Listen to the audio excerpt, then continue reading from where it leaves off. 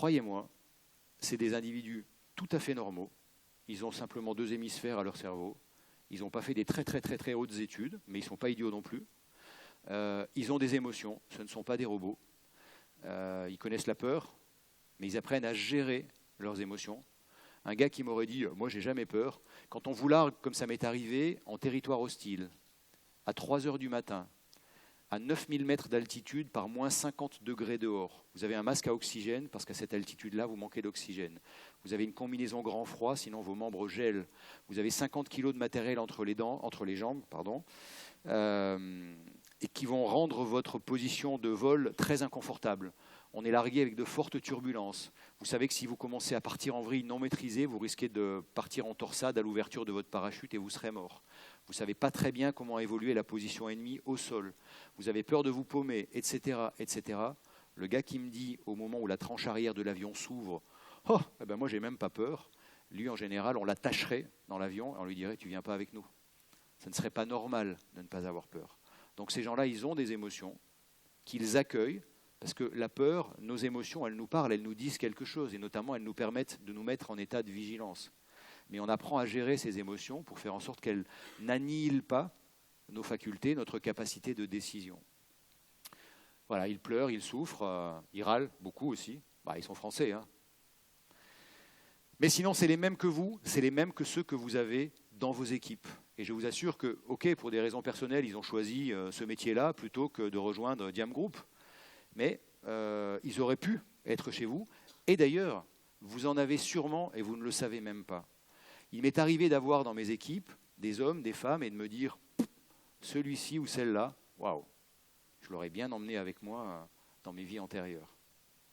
La vraie différence qu'il y a entre ces équipes et certaines entreprises, c'est que là, on met tout en œuvre pour que les managers créent la performance collective de leurs équipes, pour faire en sorte que, l'union faisant la force, ils seront plus forts face à l'adversité et ils arriveront à emporter la décision. C'est pourquoi ce parallèle entre le monde des forces spéciales et le monde de l'entreprise me semble intéressant, dans la manière dont ils prennent en compte la dimension humaine dans la haute performance, dans leur capacité à renforcer la confiance. C'est la confiance en soi et en les autres qui permet d'oser, de faire preuve d'audace. Et puis, dans ce mix efficace, je vous disais, entre préparation et adaptation, qui permet de renforcer l'agilité. Et d'ailleurs, l'agilité, j'en parle beaucoup quand j'interviens dans d'autres cadres, non pas en conférencier, mais en conseil chez des clients, puisque maintenant, depuis 2 ans, j'ai monté un cabinet de conseil. Je crois qu'aujourd'hui, plus que jamais, il y a un vrai bonus à l'agilité. Il faut aller vite aujourd'hui. Les choses évoluent vite, rapidement, les comportements clients, l'arrivée de nouveaux entrants, les réglementations, etc. Et dans ce contexte-là, on a besoin d'être plus souple, plus agile. Et pour moi, l'agilité, ça veut dire au moins 3 conditions. Raccourcir et décentraliser les processus de décision. Raccourcir et décentraliser les processus de décision. C'est le contraire de la Légion étrangère, où tout est centralisé. Là, on décentralise énormément.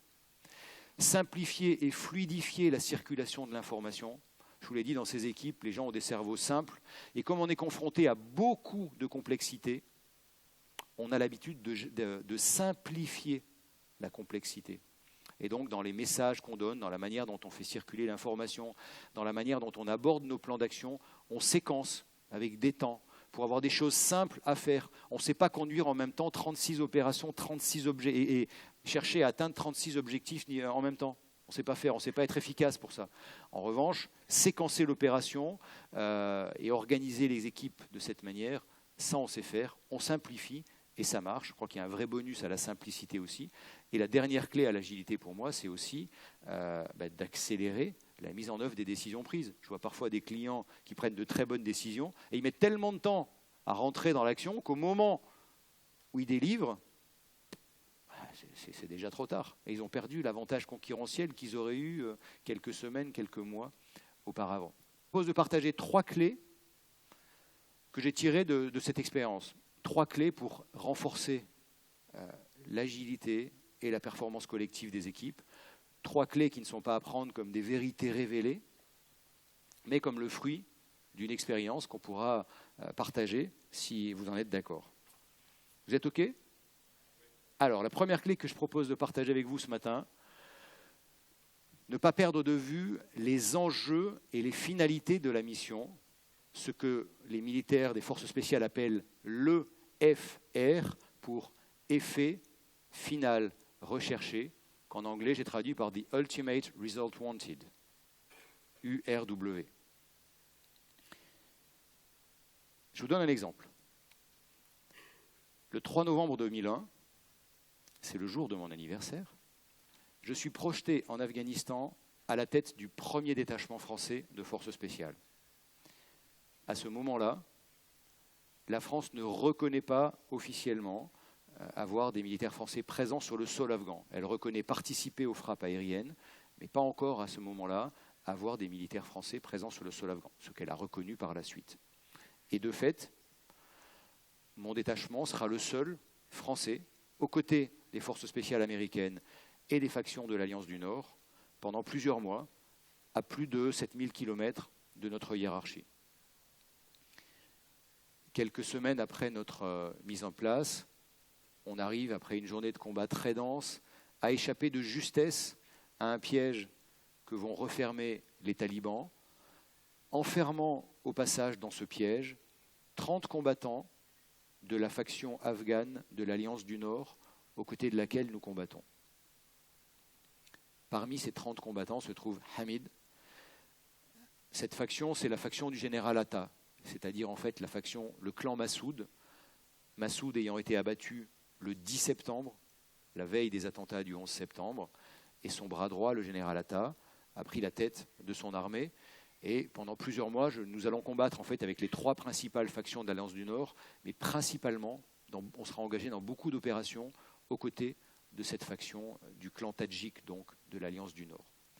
Et Hamid, ce Panchiri, ce gars du Panchir, mon détachement le connaît bien et l'apprécie beaucoup, d'abord parce que c'est un gars jovial, qui fait toujours des blagues, très sympathique, et ensuite parce que surtout, quand on est arrivé au départ, quand on a été projeté sur ce théâtre, on avait un peu de ration de combat pour se nourrir pendant quelques temps, puis très vite on n'avait plus rien. À un moment, les combats étaient tels que les Américains n'étaient plus ravitaillés non plus, et donc on s'était raccroché à ces factions, et on vivait avec eux en partageant leur nourriture. Et pendant plusieurs semaines, on a vécu avec une galette de pain, une boulette de riz et un thé comme repas quotidien. Et là, pour la première fois, quelques semaines plus tôt, alors qu'on bivouaquait dans son village du Panchir, à ce jeune Hamid, à côté de sa maison, il nous avait offert notre premier plat de viande, un méchoui de chèvre grillé. Vous imaginez la joie parmi nous. Et au petit matin, en quittant son village, on avait découvert qu'il avait fait tuer par son fils aîné la seule chèvre de la famille. La même chèvre qui donnait du lait pour nourrir ses plus jeunes enfants. Mais vous voyez, dans ce pays de contraste, où la tradition d'hospitalité est très forte, comme dans la plupart des pays musulmans, Hamid avait voulu nous témoigner à sa manière ses remerciements pour combattre à ses côtés contre les talibans. Quelques semaines plus tard, donc, on essaye pendant 3 jours, sans relâche, de reprendre ce piton rocher sur lequel ils sont retenus prisonniers. Et puis, vers minuit, 1h du matin, au 3e jour, mon détachement est le premier à arriver sur la position. Mais en fait, les premiers, avec peu de danger finalement, parce que à ce moment-là, les quelques talibans survivants viennent de s'enfuir et de se réfugier dans une grotte à quelques centaines de mètres de là. Et quand on arrive, on découvre le corps sans vie des 30 combattants, ils ont été égorgés. 2 heures plus tard, j'ai envoyé mes comptes rendus en France. Je m'apprête à me coucher lorsque je vois arriver l'intégralité des membres de mon commando, me disant « Commandant, on veut vous parler ». Je ne sais pas très bien ce qu'ils veulent me dire, mais je sens qu'il se passe quelque chose. Alors je les envoie préparer du café. Et je les rejoins 15 minutes plus tard.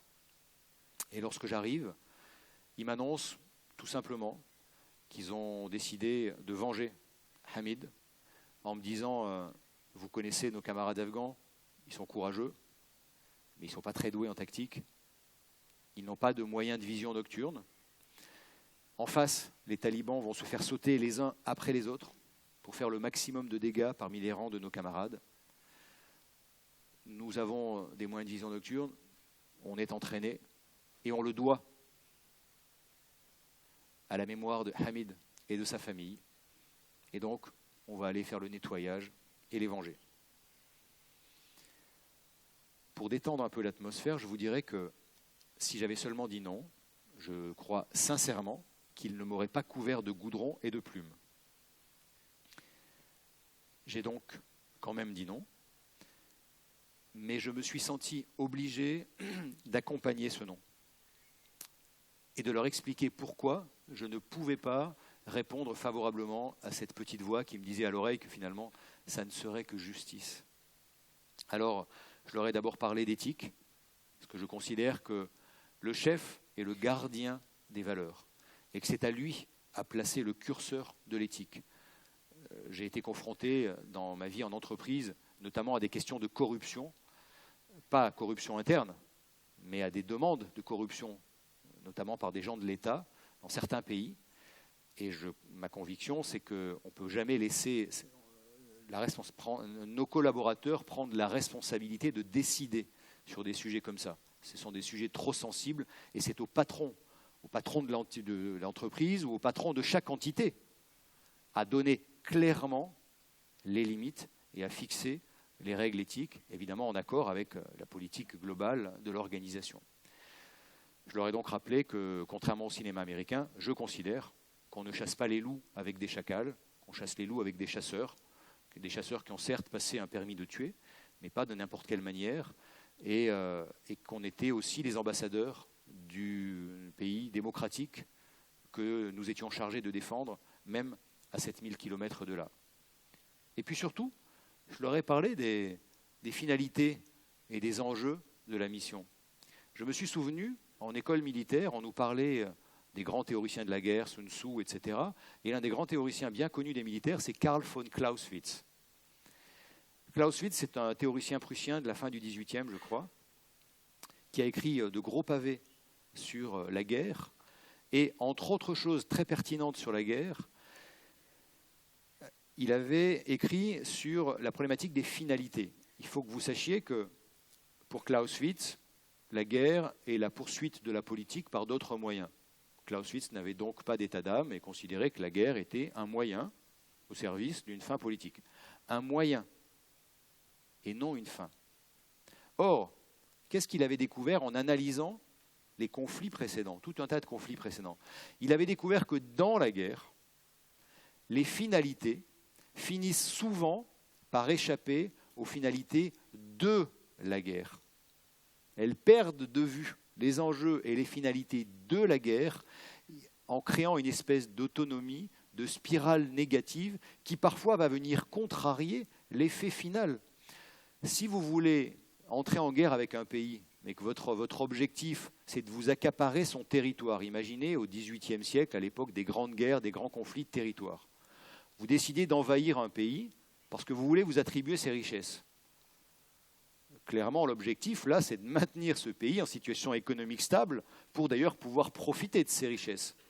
Si dans la guerre, la spirale négative devient une politique, vous entraîne à une politique de terre brûlée, est-ce qu'on a atteint l'objectif final de bénéficier des richesses de ce pays? Non. Et cela, il avait remarqué qu'il y avait souvent, très souvent, cette divergence qui s'opérait au cœur de la guerre. J'ai donc rappelé à cette occasion à mes gars ce qui s'était passé en 90, au début des années 90 en Somalie, à l'occasion d'une opération humanitaire engagée par les Américains. Peut-être que certains d'entre vous ont vu le film Black Hawk Down, la chute du Faucon Noir, qui rappelle de manière romancée cet épisode. Épisode où l'image de cadavres de soldats américains traînés derrière des pick-up de factions somaliennes avait fait le tour du monde, avait créé un tollé aux États-Unis, dans la population américaine qui ne comprennent pas qu'on traite de cette manière ces boys qui partaient là-bas dans le cadre d'une opération humanitaire, et ça avait conduit au retrait immédiat de l'intégralité de la force américaine. J'ai donc rappelé à ce moment-là à mes équipes que dans le même temps où nous étions là, où nous jouions au chat et à la souris d'ailleurs avec 2 journalistes français qui semblaient avoir entendu dire qu'il y avait des franchises sur le territoire. Et les Américains nous renseignaient en disant attention, ils ont passé le col de Kunduz, attention, ils sont à Taloqan, attention, ils sont à Mazar-e-Sharif, etc. Donc on jouait au chat et à la souris avec eux. Et j'ai donc rappelé à mes équipes ce qui se passerait si, comme dans les années 90, nos corps traînaient derrière des pick-up de talibans, faisaient le tour du monde grâce à Al Jazeera. Dans quelle situation politique on mettrait notre gouvernement qui continuait de dire que la France ne participait qu'aux frappes aériennes et qu'il n'y avait aucun militaire français présent sur le sol afghan? Pourquoi je vous raconte cette anecdote? Dans l'entreprise aussi, on est souvent confronté, et surtout depuis ces dernières années, à des accélérations parfois quasi permanentes et dans tous les domaines, des accélérations fortes de la situation qui font qu'on se met de plus en plus le nez dans le guidon. Et parfois, si l'on n'y prend pas garde, on risque dans l'action de prendre des décisions qui vont contrecarrer les finalités du départ. Chez Monoprix, un jour, un de mes collaborateurs, on était sur un très gros projet qui se mettait à partir, à déraper de plus en plus fort. Les gens se mettaient à envoyer des emails à minuit, à 1h du matin, à 2h du matin. J'étais obligé de me fâcher pour interdire à mes équipes, pour leur dire maintenant vous dormez la nuit et vous arrêtez d'envoyer des emails parce qu'on arrive le matin, on a déjà 40 emails, on ne sait plus ce qui s'est passé pendant la nuit. Donc je mettais en place un petit point quotidien le matin en disant la nuit vous dormez et tous les matins on fait un petit point pour voir comment a évolué la situation, mais tout le monde en même temps pour arrêter les perturbations qui font que ça devenait totalement inefficace. Pour vous dire, la situation, ça partait vraiment dans tous les sens. Et un de mes collaborateurs, un jour, vient me voir en me disant « Olivier, il faut prendre tout de suite telle décision, sinon on est mort. » Oula, on est mort dans 1 minute ou on a le temps d'en parler 1 heure? Bon, j'ai compris qu'on n'allait pas mourir tout de suite. Donc on s'est assis, je lui ai posé des questions en lui demandant qu'est-ce qu'il voulait faire. Dans quel but? Bon, déjà, je vois que le but n'est pas très très clair dans son esprit. C'est pas grave. Il dit c'est quoi ton but? Dis-moi, tu as forcément un but. Alors il y réfléchit et il me donne l'objectif qu'il vise en me demandant à moi, d'ailleurs, de prendre telle décision. OK? Et je lui dis maintenant, rappelle-moi sur cette séquence du projet, quelle est la finalité? Ce que nous, donc, on l'appelle l'EFR, l'effet final recherché. Il ne s'en souvient pas. Il dit, c'est pas grave, retourne-toi. Moi, j'aime bien, j'écris pas sur les murs, mais on colle des tas de trucs sur les murs, les projets, les indicateurs, les machins. Et sur chaque projet, il y avait toujours au-dessus du tableau ou des tableaux, il y avait toujours l'objectif du moment, pour que tout le monde le voit dans notre espace. Et au-dessus de l'objectif, toujours l'effet final recherché. L'effet final recherché, c'est à la fin de ce projet, quelle est la finalité de ce projet? De quelle manière je veux avoir influencé mon environnement à la fin du projet? Vous voyez la différence entre les deux, c'est qu'un objectif, c'est quantifiable. Quand les Américains envahissent l'Irak, l'objectif, alors je ne parle pas de l'objectif fallacieux d'armes de destruction massive, puisque les services occidentaux savaient qu'il n'y en avait pas, et les Américains le savaient aussi. Leur objectif, à George W. Bush, c'est de destituer Saddam Hussein. Il en fait quasiment une affaire personnelle. Ça, c'est son objectif. C'est quantifiable, destituer Saddam Hussein. Objectif atteint ou pas? Ah ouais, objectif atteint, rien à dire. Maintenant, moi, je ne sais pas quelle était la finalité derrière. Je ne l'ai pas rencontré, George W. Bush. Il ne me l'aurait peut-être pas dit, d'ailleurs.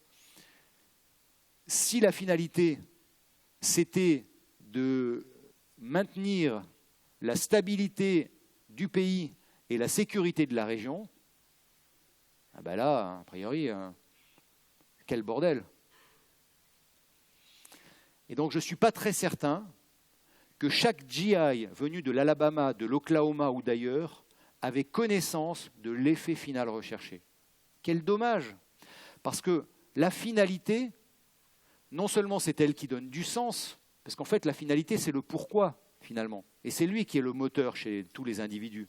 Mais en plus, la finalité, elle va vous donner des indications claires sur la manière d'atteindre l'objectif quantifiable. Comme je le disais tout à l'heure, on pratique la politique de la terre brûlée ou pas? Ben non, si l'objectif c'est de profiter de leur richesse, on ne va pas tout brûler. Donc vous voyez que la finalité, elle va nous donner des indications qui vont nous permettre de savoir quels sont les moyens adaptés ou pas d'atteindre notre objectif quantifiable. Je suis clair? Ok. Alors souvent, en entreprise aussi, je ne sais pas si vous l'avez rencontré, mais ça arrive que dans l'urgence, on s'apprête... Ah oui, parce que pour finir sur l'exemple de tout à l'heure à Monoprix, donc le gars, je lui dis, donc dis-moi quel est l'objectif, l'effet final recherché. Il le regarde et je lui dis maintenant, dis-moi de quelle manière l'objectif que tu veux suivre là maintenant et la décision que tu t'apprêtes à prendre va nous permettre de faciliter l'atteinte de l'effet final recherché. Parce que si c'est le cas, on verra si ça vaut les moyens et on verra quels moyens on peut y mettre. Si ce n'est pas le cas, on saura tout de suite que ce n'est pas la peine.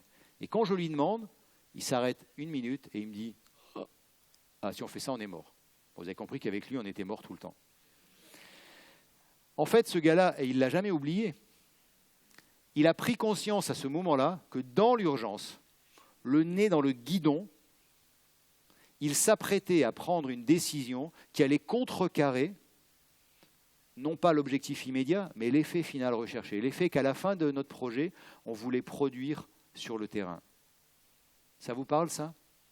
Oui? Bon, d'où l'importance, à mon avis, toujours, de remettre en perspective et de s'assurer auprès de ses équipes, à tous les niveaux d'abord, que tout le monde a la connaissance de l'effet final recherché.